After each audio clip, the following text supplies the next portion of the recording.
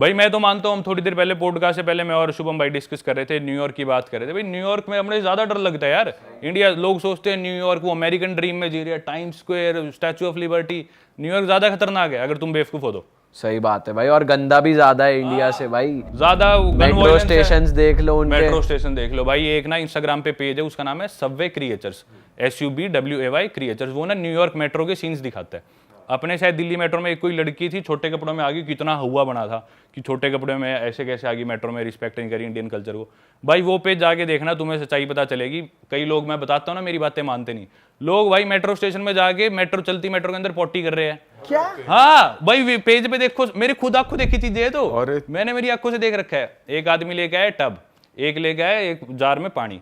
वो टब सा खोला, मेट्रो में लोग बैठे, सीट पे बैठे, एकदम से उस टब पे खड़ा हो गया और अपना वो जार उठाया और खुद के ऊपर पानी डाल लिया। फिर कपड़े उतारे, वही पानी उठा के नहाने लग गया मेट्रो के अंदर। ये होता है भाई। भाई अच्छा, यहाँ पे दो चीजें आती हैं। एक तो जैसे आपने बोला पॉटी कर रहे हैं, वो होमलेस लोग हैं। लेकिन ये जो आपने बोला शार लेने वाला, कुछ लोग कंटेंट के लिए भी कर रहे हैं। कंटेंट नहीं भाई, वो क्रेजी है लोग, कंटेंट वाले भी है, पर ना काफी लोग ड्रग ही होते हैं ना, ड्रग एडिक्ट्स है, दिमाग मेंटली अनस्टेबल है, हिपी टाइप हो गए। हिप्पी भी कह लो। पर वो ना जिस तरह डिप्रेशन इतना यार, कम्युनिटी लिविंग है नहीं अपने तरह। अपने तो परिवार वाले संभाल लेते हैं, दोस्त रिश्तेदार संभाल लेते हैं, अकेले रहते बिल्कुल आइसोलेटेड। थोड़ा सा भी दिमाग फिर गया, सेटिंग छोड़ेगी तो गर्लफ्रेंड छोड़ेगी तो चले जाते। सही बात है। फिर वो अपने नशे करते हैं, वो लाइफ से बिल्कुल ऑफ ट्रैक हो लेते हैं। भाई गन्स वगैरह भी तो आसानी से मिल जाती है वहां पे, हर किसी को, कोई भी ले सकता है शायद। हर स्टेट के लॉज अलग है। कुछ स्टेट्स में तो ऐसे सीधा वॉलमार्ट पे जाओ, ठीक है मेरे को दे दे एक ब्रेड का पैकेट और एक बंदूक दे दे, जाके ले आओ, ऐसा सिस्टम है। तो हर स्टेट के, न्यूयॉर्क के थोड़े से स्ट्रिक्ट है, पर न्यूयॉर्क में भी मिल जाती है। और वहाँ गन खरीदो तो कितने की आएगी? भाई गन मैंने खरीदी नहीं यार कभी, पता नहीं, गन का मुझे आइडिया नहीं। अच्छा, लेकिन टूरिस्ट लोग थोड़ी खरीद सकते हैं। नहीं, टूरिस्ट नहीं ले सकते, आप वहाँ के सिटीजन होने चाहिए। एग्जैक्ट नहीं, मैंने से पूछा कि आपको पता हो कि कोई नहीं, वो मैंने नहीं, पर अपने से तो सस्ती होंगी ऑब्वियसली। सबवे में वहाँ पे एक और चीज होती है भाई, मेट्रो जैसे आ रही है ना, तो कोई आदमी मेट्रो के पास खड़ा नहीं मिलेगा। अपने वो पीली पट्टी होती है, वो भी अपन क्रॉस करके खड़े हो जाएंगे, ड्राइवर को यूं कर देंगे, हाँ इधर लगा। वहाँ ऐसे नहीं, वहाँ खड़े होंगे 10 फुट पीछे। ये नहीं कि वो सिविलाइज्ड है, ये क्योंकि वो डरते हैं। क्योंकि कई लोग क्या करते हैं जो दिमाग से पागल है, मेट्रो आ रही है किसी को भी, वो दिमाग से पागल है, धक्का दे देंगे, वो मेट्रो से भिड़ के मर जाते हैं लोग। तो ऐसे बहुत कॉमन है इंसिडेंट्स। मैं पहले दिन खुद आगे खड़ा, मैं सोच रहा है लोग पीछे क्यों खड़े। फिर मेरे को एक लोकल ने बताई, फिर मैंने जाके यूट्यूब पे वीडियोस देखी, इतना कॉमन है भाई।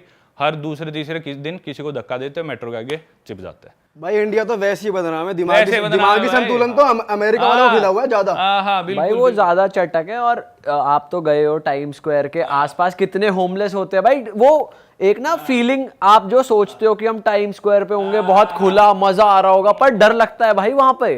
डर लगता है भाई, सीपी ज्यादा बढ़िया अपने टाइम स्क्वायर सही में। मेरी एक वीडियो मेरे को बनानी थी, वो बीच में रहेगी, Connaught place versus time square. तो उसकी शूटिंग पूरी हुई नहीं, पर मैं पूरा कंपेयर करके बताऊंगा भाई अपना सीपी। तो यहाँ कुछ पॉइंटर्स अगर आप बता सकते हो। जैसे कि सीपी में आपको रिक्शा लेनी हो, एक रिक्शा आपको ए ब्लॉक से सी ब्लॉक जाना हो, कितने 10 रुपए ले लेगा, 20 रुपए ले लेगा।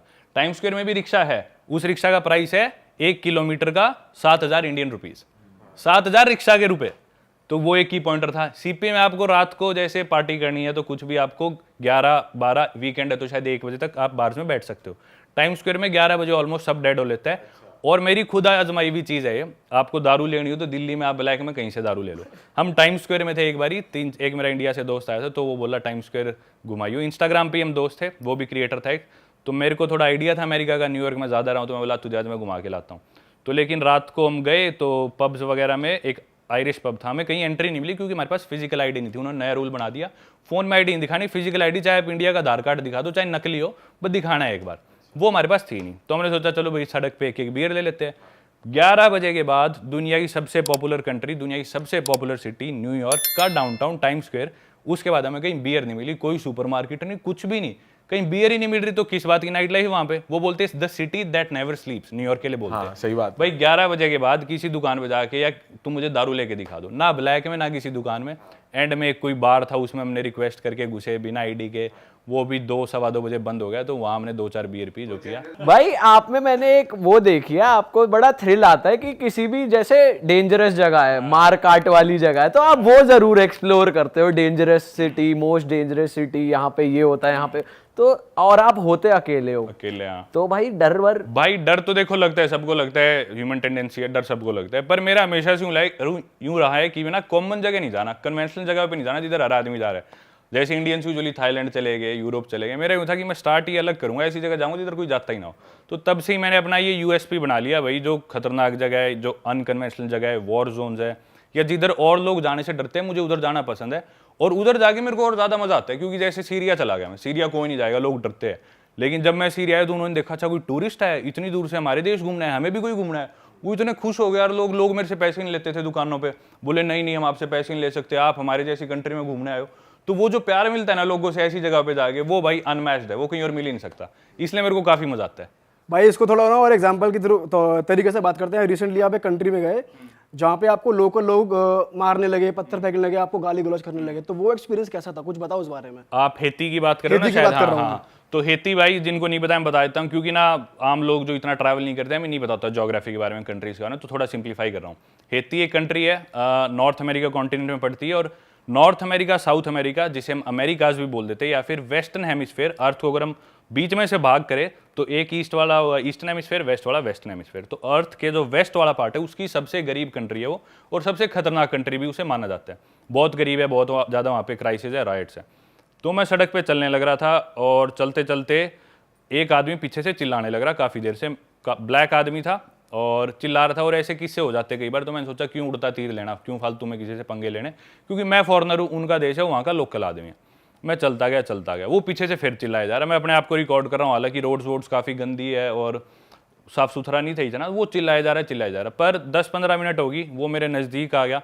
तो मुझे लगा कि अब तो फाइट और फ्लाइट वाली सिचुएशन आ गई है, तो लड़ना पड़ेगा या भागना पड़ेगा। तो मैं जैसे चलने लग रहा हूँ, मेरे लेफ्ट साइड में 2 लड़के बैठे थे, एक जीप थी, उस जीप पे 2 तगड़े लड़के बैठे थे, लोकल ही थे, वो भी ब्लैक्स वहीं के, हाइती के।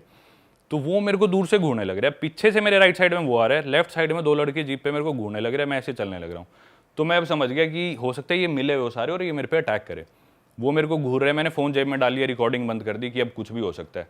और वैसे से दिल भी मेरा धक धक, मेरा उनसे आई कॉन्टैक्ट दूर से होने लग रहा है। मैं उनके नज़दीक आया, एकदम से उनमें से एक को इंग्लिश आती थी, वो बोला नाइस मसल्स ब्रो। तो मैं समझ गया वो ये मेरी तारीफ करने के लिए देख रहे थे कि ये तो अपनी साइड है, अगर रोड़ा हो भी गया तो अब कोई दिक्कत नहीं है। तो मैं समझ गया अब दिक्कत नहीं है। मैंने उन्हें ओवरटेक करा, चलते चलते मैंने उन्हें थैंक यू बोला, मर्सी बोला, उधर फ्रेंच बोलते हैं और क्रियोल बोलते हैं। तो पीछे से वो फिर भी शांत नहीं है, उसने देख लिया 2 इससे बात कर रहे, फिर भी वो नहीं रुका।